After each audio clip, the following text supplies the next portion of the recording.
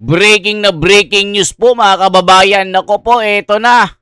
Ang pinakakaantay ng lahat. Nagkarambulan, nagkahabulan, nagkagitgitan ang mga pulis at mga nagrarally sa EDSA. Ngayon po ay sama-sama po ang mga malalaking reliyon para magsagawa ng malaking pagtitipon dito sa White Plains sa EDSA. Talagang nagkahabulan na mga kababayan. Malalaking reliyon daw di umano ito. Kasama ng mga born again, JIL, mga Muslim, mga Protestante, mga Iglesia Katolika, Apostolika Romana. Marami pong nagtatanong, kasama daw ba ang kapatiran ng Iglesia ni Cristo? Nako po mga kababayan. Ang Iglesia ni Cristo, di ko po alam. Alam nyo naman, pag ang Iglesia ni Cristo, may sarili pong lakad dyan. Hindi po makikisama sa mga nagrarally na naghahabulan, nagkakabalyahan, nagkakapukpukan. Syempre, iisipin po ng pamamahala ng Iglesia ni Cristo ang kaayusan at yung ligtas ang mga kapatiran sa lugar na kanilang pupuntahan. So dito mga kababayan, matindi. Kasama ba yung mga malalaking politiko dito? Kasama ba sila Marcoleta dyan sa rally na yan? Sila Robin Padilla? Kasama ba dyan sila Cayetano at iba pang mga nasa katwiran? Hindi natin alam kung nandyan sila, pero I doubt it kung kasama sila dyan. Alam natin ang rallying ito, alam na mga nasa kakaliwa. Alam ko front lang po ito. Kaya sila magrarally. Pero mga kababayan, yung sa kapatiran, antayin po natin. Malaking rally po ito. Nasasamahan ni Marcoleta.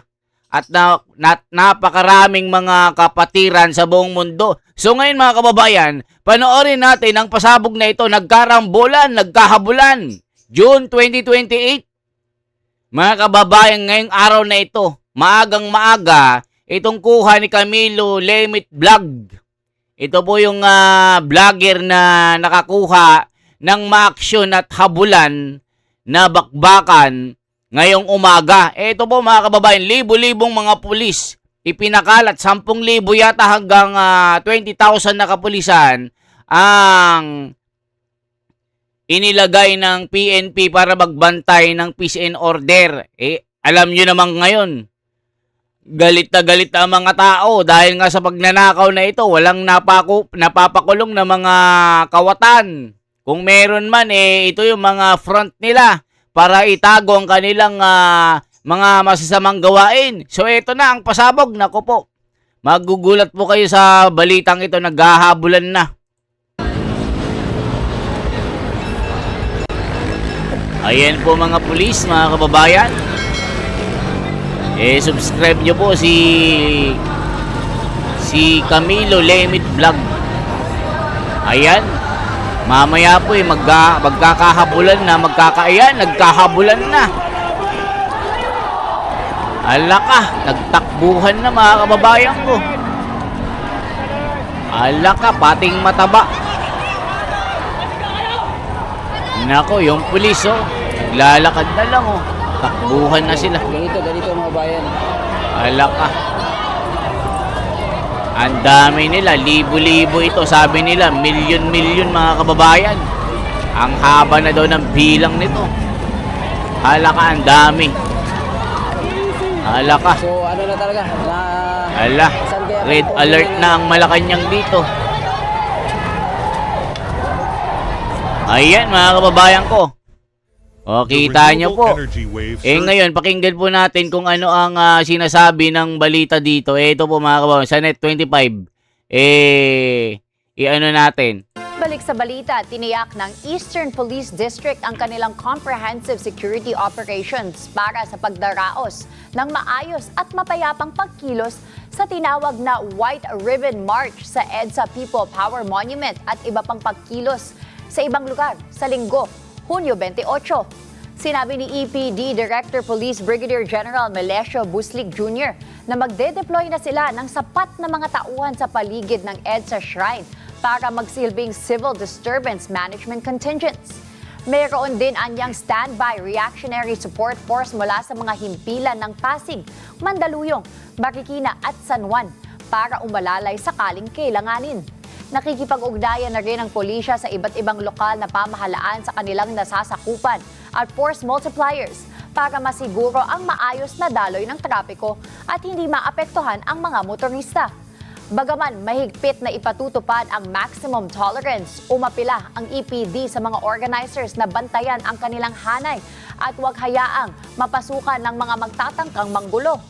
Ayon naman sa National Capital Region Police Office sa abot, sa mahigit 7,000 polis ang ipakakalat sa buong Metro Manila para magbantay sa anumang aktibidad na isasagawa bukod sa People Power Monument. Ayan yung balita mga kababayan. So ito, ituloy po natin yung talagang nagkakaroon ng bakbakan dito. Ito po, ituloy po natin. Nako po, talagang nagkahabulan ng mga pulis at mga rally dito. Yung iba, inaabangan po yung rally ng Kapatiran. Kasi dito talagang makakakita po tayo ng napaka-organized at talagang mga disiplinadong mga kapatiran natin. Ito po, tuloy natin to. Ayan po sila, mga kababayan ko. Nagkakabakbakan na sila dito. Ayan, no. Ayan, si EDSA po ito, mga kababayan. Sa EDSA ba ito? Ayan, no. Nako po, nako. Napakarami. Pondo Research, salaka. Alaka, si EDSA nga ito, mga kababayan ko.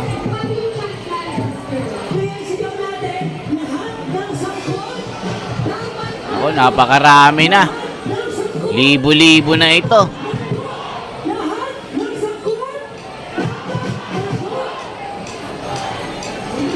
Nako, napakarami nila. Nako, kinakabahan ng palasyo dito. Kabado na si Dayunyor dito.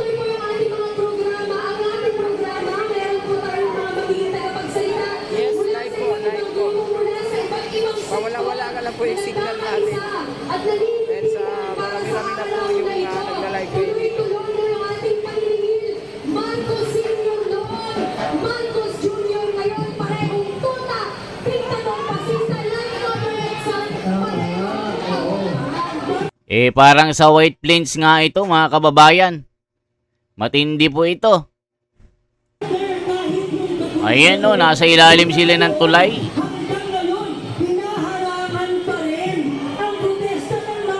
Nako po, tignan nyo, mga makakaliwa pala ito. Talagang matatapang ang mga ito, mga kababayan. Ayan, no, sa EDSA nga ito. Tunay na reforma. Kawatan ka. Ayan, no. Dayunyor, kawatan.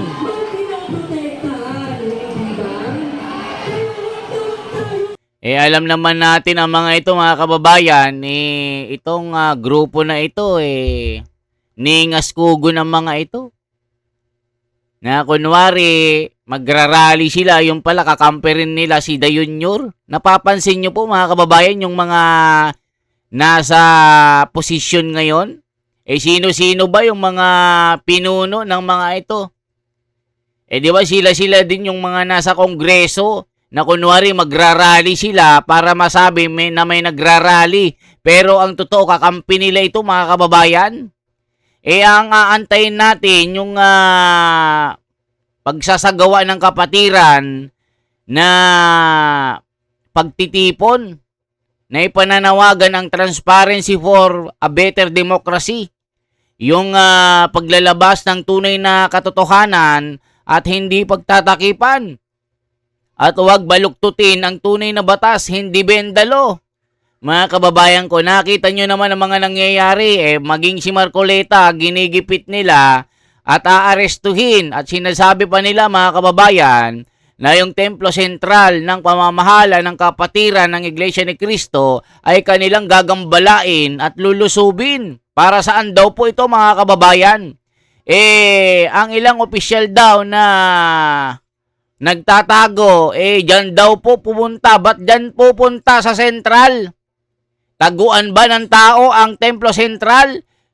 Yung mga hinahanap ng batas, taguan ba ito?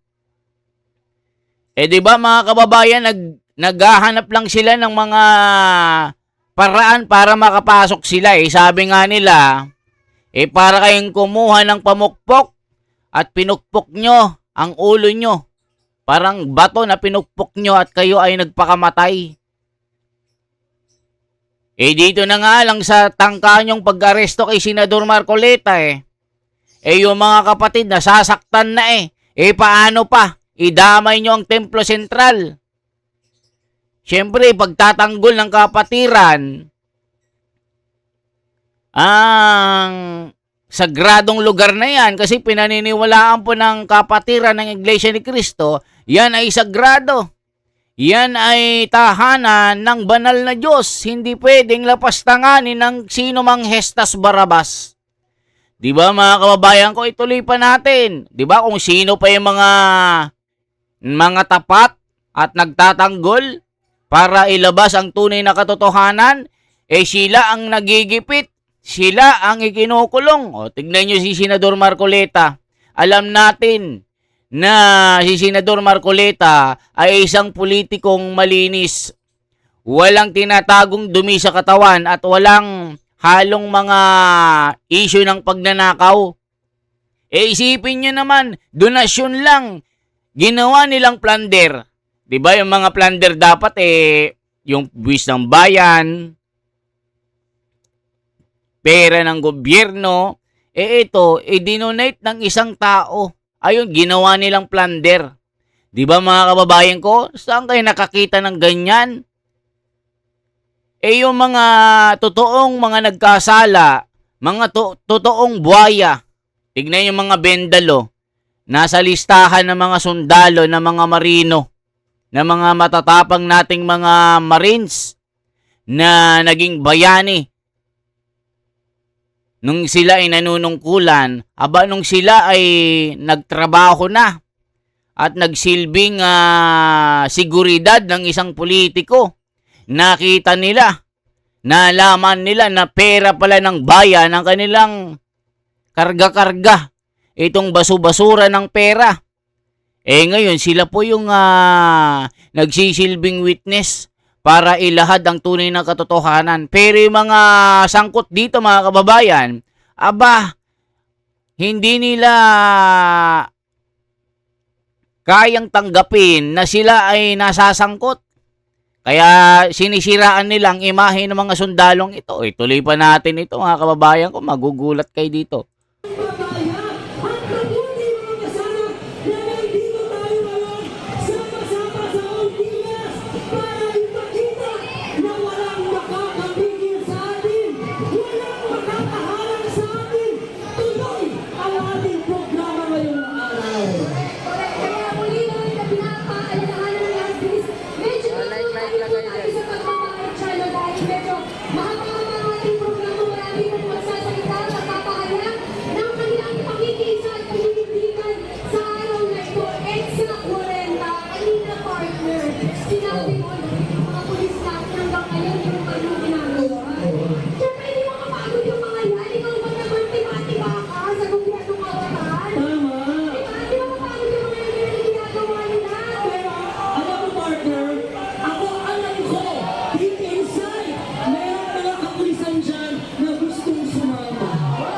Si EDSA nga ito, mga kababayan ko, sa White Plains ito, ngayon lang ito. Nakita nyo po, mga kababayan ko, talagang iba na yung nangyayari. Tignan natin yung ibang balita dito, mga kababayan ko. Talagang may nangyayari ng hindi maganda doon. Tignan nyo po ito. Tignan nyo po itong balitang ito.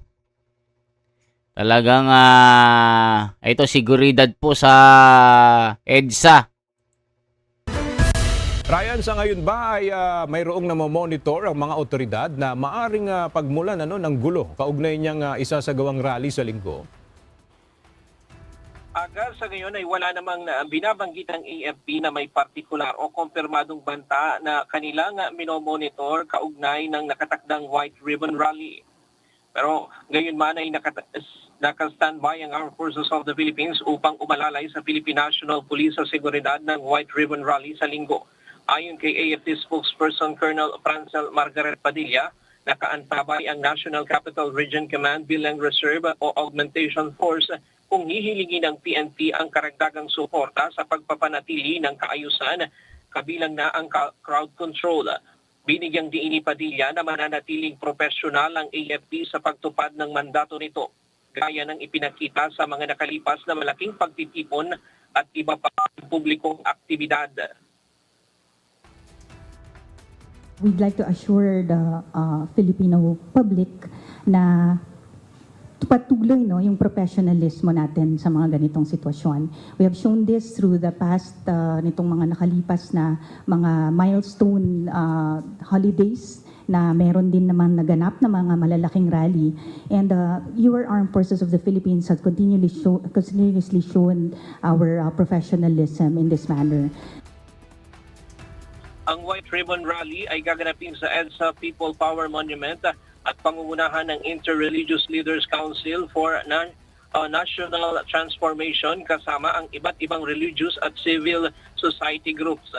Layo ng pagtitipon na isulong ang electoral reforms, mas mataas na pananagutan ng mga opisyal ng pamahalaan at mga hakbang lahat sa mga katiwalian at political dynasties. Inaasahang aabot sa 10,000 ang lalahok sa naturang rally. Kasabay ng paghahanda sa posibleng augmentation mission, sinabi ng AFP na nananatiling pangunahing focus nito ang pagbabantay sa soberanya ng bansa, lalo na sa West Philippine Sea, gayon din ang pagtugon sa mga humanitarian assistance at disaster response operation. Nanawagan din ng AFP sa publiko na panatiliing mapayapa ang pagtitipon at makikisa sa mga otoridad. Ayan mga kababayan ko. Nako po. Matindi talaga ang mangyayaring pagtitipon na ito. O ituloy pa natin ano pong ginagawa nila mga kababayan ko. Talagang bakbakan po ito. O check po natin na ano pa yung mga... O isipin nyo itong si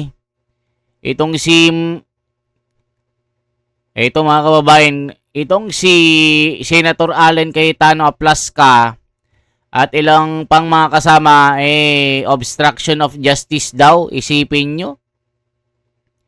Kung sino po, Robin Padilla, mga kababayan, kakasuhan ng obstruction of justice. Pinapasumiti ng sagot ang tatlong ito para sagutin yung aligasyon na sila ay isa sa mga tinuturo na nagpatakas kay Bato. O isipin nyo, kung sino po yung mga gumagawa ng kabutihan sa bayan, sila pa yung tinutugis ng batas. Gaya ni Senador Marcoleta, di ba mga kababayan ko? Matindi po itong balitang ito mga kababayan ko. Nakakagalit talaga, ano? Talagang gagawin lahat nila para mawala ang bakas ng pagnanakaw dito. O, tingnan yung white ribbon po. Tingnan natin anong meron dito. Work today is broken. Ito po, isa pang balita po, mga kababayan. Talagang nakakagulat na ito. Para sa idaraos na nakaalerto na ang PNP para sa idaraos na White Ribbon March bukas. Ayon sa NCRPO, higit 9,000 pulis ang ipakakalat bukas sa Metro Manila para sa kaligtasan ng mga magpoprotesta. Bukas ito gaganapin sa People Power Monument. Bago yan ay magdaraos ng misa sa EDSA Shrine. Ayon sa mga organizer na kinabibilangan ng ilang religious group, pagpapatuloy ito ng pinakahuling trillion peso march noong Pebrero. Wala raw silang pipiliing kulay sa politika. Kakalampagin daw ng mga magpoprotesta lahat ng mga sangkot sa katiwalian kahit pa kaalyado ito ng Administrasyong Marcos o ni Vice President Sara Duterte. Mga kapatid, Ayan mga kababayan ko, wala daw silang pipiliin. Naku po, maniniwala pa ako kung kapatiran ang magrarally dyan. Alam natin na tunay ang kanilang ipinaglalaban, tunay ang kanilang isinisigaw. Itong ilabas ang tunay na pangyayari. Huwag itago ang tunay na katotohanan. Huwag pagtakpan o huwag i-wrap out o huwag i-wash out ang mga ebidensya. Nakita nyo naman yung pag-uusap po, pag-iimbestiga ng Blue Ribbon Committee ni Erwin Tuplok. Maski itong mga 18 Marines ay hindi na raw ipapatawag. Dapat may bagong ebidensya daw at sinabi niya, hindi raw niya trabaho ang mag-imbestiga. Ang trabaho daw niya ay gumawa ng batas. Itong bobo na ito talagang magagalit din kayo kasi isa ding budol ito.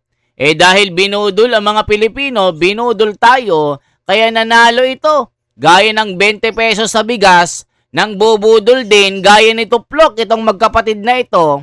Kaya itong darating na eleksyon ng mga senador, wag na kayong magluklok ng isang tulpo.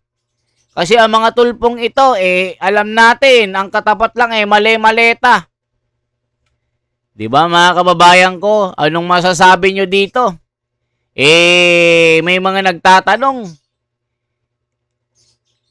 namimiss nila ang pagtitipon ng kapatiran ng Iglesia ni Cristo kasi ito talagang tunay na solid. Hindi matitibag kahit si Herodes, mga kababayan ko. 10,000 na kapulisan ang ipapakalat sa EDSA. Magbibigay din ng suporta ang AFP para sa magiging kapayapaan ng araw na ito. Kaya mga kababayan, yan lamang po ang ating bahagi. Anong masasabi nyo dito? Nagkakabardagulan na talaga, nagkakahabulan. Nung mga, tignan nyo po mga kababayan, nagkakahabulan po. Yung mga realista at mga pulis, nagkakabakbakan na.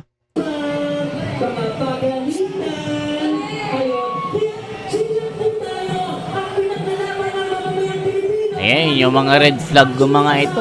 Alam natin na, naku, hindi naman tunay ang kanilang pinaglalaban. Ayan, puro kabataan, puro estudyante.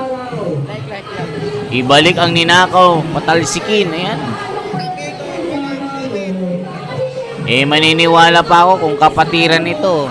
Alam natin na wala silang kikilingan kahit sino. Katwiran lang at katotohanan, mga kababayan ko.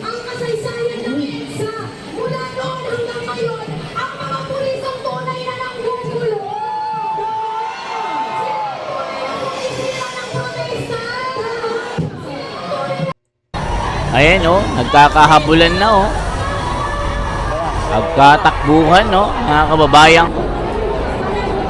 Diba? Anong masasabi nyo dito mga kababayan? Komento ang inyong mga bahagi. At shoutout po sa mga kababayan natin. At mamaya nandyan tayo mga hapon. Mainit pa kasi. Bali-balita lang. Di ko lang alam kung totoo. Kasama ba ang kapatiran dyan ng Iglesia ni Cristo? Yan po yung malaking tanong. Marami kasing nagko-comment na merong malawakang pagtitipon. Di ko lang alam mga kababayan. So dyan na lamang at sana po i-like nyo at i-share nyo ang video ito hanggang sa dumami ang nagla-like at nagko-comment. Ito po yung mga kababayan natin na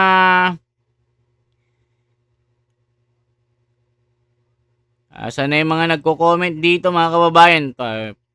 Ano lang natin. Ito po yung comment.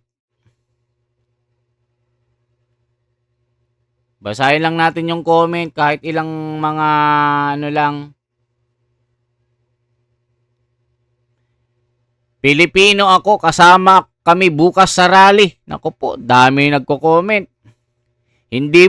Hindi po iba kami at wala kami resign kung meron man. Naku po, mga kababayan ko. I-pray lang I-pray natin ang kapatiran na magtagumpay. Opo, yan na yung mga komento mga kababayan ko. At kay Ma'am Aura, Mirna Aura, salamat po sa inyo. At JJ, salamat po. At Gaspar Beltran, shout out sa inyo. Salamat po sa inyong mga komento at mga pagsuporta sa ating ginagawa dito.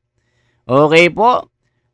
Salamat po ng marami at sana po ay tuloy-tuloy nyo po akong suportahan. Abangan po natin ang higanting rally ng kapatiran kung meron. Abangan po natin kasi alam ko hindi sila makikisama sa malawak na rally na ito na sasamahan po ng iba't ibang mga malalaking reliyon ng White Ribbon protester, mga kababayan. At ito po si The Wonders Philippines for Transparency, for a Better Democracy. Salamat po at i-share nyo na po ang video ito. Mabuhay po.